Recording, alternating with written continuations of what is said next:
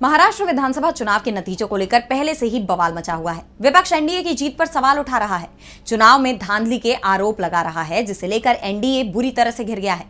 ये विवाद अभी थमा भी नहीं था कि अब सत्ताधारी गठबंधन को एक बड़ा झटका लगा है। विधानसभा चुनाव में भारी बहुमत के साथ जीत के बाद अगले चुनाव में एनडीए को करारी हार का सामना करना पड़ा, जो महाराष्ट्र की जनता का बदलता हुआ मूड बता रहा है। देखिए ये रिपोर्ट। महाराष्ट्र विधानसभा चुनाव में भारी बहुमत के साथ जीत हासिल करने के बाद बीजेपी के आत्मविश्वास में भी बढ़ोतरी देखी गई।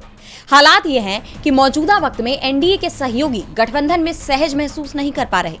इस बीच बीजेपी के नेतृत्व वाले इस गठबंधन को बड़ा झटका लगा है। एनडीए गठबंधन को करारी हार का सामना करना पड़ा। 21 सीटों में सत्ताधारी गठबंधन को महज 7 सीटों पर ही जीत मिल पाई, जिसमें 4 सीटें बीजेपी के पाले में गई, 2 सीटें शिंदे गुट की शिवसेना को मिली और 1 सीट SC/ST यूनियन के पास गई। इन 21 में सबसे ज्यादा 14 सीटें महायुति विरोधी खेमे में शामिल शशांक राव के पैनल को मिली। ये नतीजे मुंबई नगर निगम बेस्ट के कर्मचारियों से जुड़ी हाई प्रोफाइल सहकारी ऋण समिति के चुनाव के हैं, जिसके लिए 18 अगस्त को मतदान हुआ था। बताया जा रहा है कि शशांक राव पैनल को हराने के लिए खुद सीएम देवेंद्र फडणवीस ने अपनी पूरी ताकत झोंक दी थी, लेकिन इस चुनाव के नतीजे ने बीजेपी को आईना दिखाने का काम किया है। यह भी कहा जा सकता है कि विपक्ष के दावे अब जनता तक भी पहुंच रहे हैं।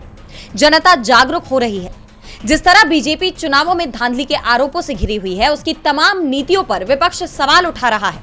ऐसे में पार्टी बुरी तरह से घिरी हुई है और अब जनता का भरोसा भी डगमगाता दिख रहा है। बड़ी बात यह है कि विधानसभा चुनाव को अभी साल भर भी नहीं बीते हैं और सत्ताधारी दल अपना जनाधार खो रहा है और जल्दी ही बीएमसी के भी चुनाव होने हैं, जिसके लिए तैयारियां भी अभी से शुरू हो गई हैं।